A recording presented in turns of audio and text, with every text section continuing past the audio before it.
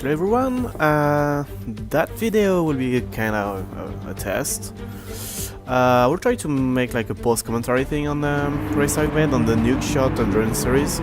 So as you can see, there's LMP1s and GT3 cars. I started on the pole for the GT3 class, ahead of Crazy John who made like 1/10 slower with the same car. So it was a pretty good time for him, and yeah, you can see the grid of people on pole of the LMP1s, and I'm on pole for the GT3 cars. So it's a rolling start, manual rolling start, and I can start whenever I want. So since I was in the party with Crazy John, I could just say 3, 2, 1 and go. And so we try to start at the same time, so we stay in front and we try to make some kind of teamwork, because I was a replacement driver and I entered Crazy John's team, so which is why I got the Toyota FT1. I do like this car, and we could make setups. So I try to have a setup which turns well, but also make the car having great top speed. And it's very important here, because if you don't have a good top speed, you can be fast in the corners. If you are overtaken, you can't overtake back. It's a big deal. So there's a lap 1 incident with the 4 last of the field, sadly. So basically just people misunderstood each other and basically ended up as bowling. So that was a shame that on lap 1, 4 out of 7 contenders were already out of the race. So were only Joe of the Fire, Crazy John and I for the podium. Everyone had speed at this time of the race, and we are on lap 2. But it shows lap 3, but there's one information lap. So we're on lap 2 and the race is almost like over. So we try to run away, and this race is like different because it's 2 categories. So you have to take care about the traffic, and it's very hard to let pass without losing time, the LMP1 cars. And here with Gugas, I had a bit of trouble with him, like not big troubles, but you'll see now. He gets on the inside and he will lose the rear.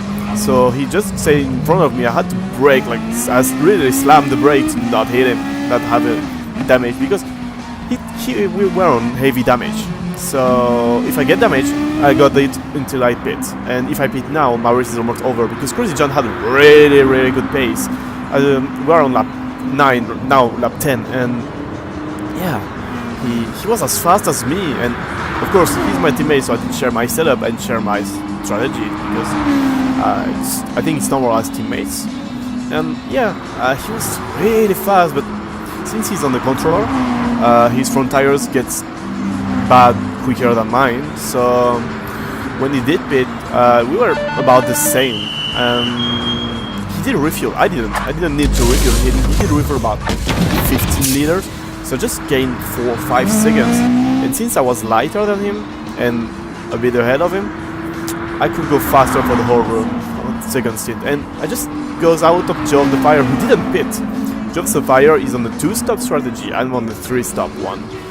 And here is the first hot part of the race, lap 31. I got like the 2 leaders behind me. I can't let them pass, because it's like, just if you want to let them pass, you have to brake. But since he was right behind, I couldn't brake because he would have hit me. So I just blocked with Nielsman. Sorry for that, but yeah, I couldn't do much more. And it was like, oh shit, what do I do? I'm not used to be in the slower category. Well, not normally, but usually I'm in the faster one. And to be the slower, it's like different. You got the blue flags. Okay, where I can let him pass without losing time. Will it be in the straight? Will it be in the corner? Who it is? And yeah, I did fast forward the race pretty much, because after the first pit stop, I was all alone, just LMP1 passing by, getting a bit faster than Crazy John. Dropped the Fire, catching Crazy John. So I was a bit alone on this race. You can see that Crazy John and Joe of the Fire did pit at the same time now, so I was like 15 seconds ahead, or 20 seconds. So yeah, the race was most surviving the LMP1s to not get killed.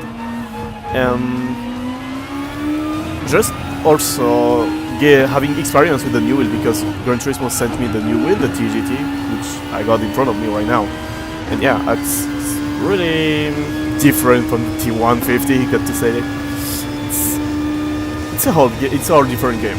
It's a whole different game, and I got to get used to it. I got to get used to have more force feedback. I got to get used to have other pedals, harder, more precise. So I really tried to get used to it, and this race with the setup and software compounds was really a good experience. And at like 4 or 5 days laps before finishing the race, Bendy just crashed in front of me. I was scared because I didn't know if the ghosting was really on or not, where he would go, because he went on the line and he went back in the wall. So I was like, okay. And another hot point with Bendy was he tried it inside here, which was okay. So I just gave him enough space, not that much, but just enough. And I think he was a bit scared, so he just braked, and I almost overtook him. He's in the LMP1 car, but I almost overtook him. And like, no, just pass. I don't want to fight with you. You're not in the same category, so just go away. So yeah, it's just a bit of misunderstanding, but at least it was fine.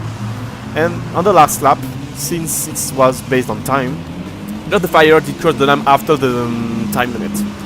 So basically, Crazy John and I were the only two last who didn't finish the race.